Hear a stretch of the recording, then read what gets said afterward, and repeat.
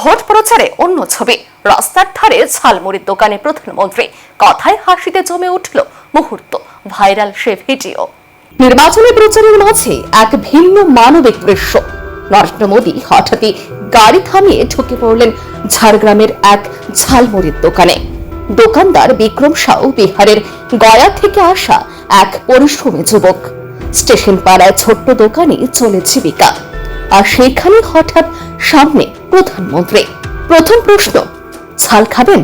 হেসে জবাব, হ্যাঁ। তারপরে আসে প্রশ্ন, পেঁয়াজ খান? মোদী মজার উত্তর, পেঁয়াজ খাই কিন্তু দিমাগ খাই না। মুহূর্তে জমে ওঠে হাসির রোল।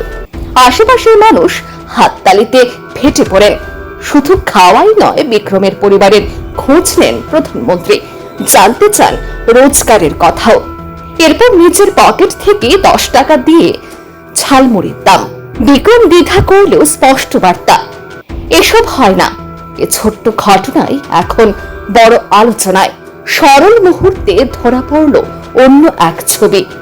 তবে সবকিছু শেষে বিক্রমের আক্ষেপ একটাই, অটোগ্রাফটা নিতে পারলাম না।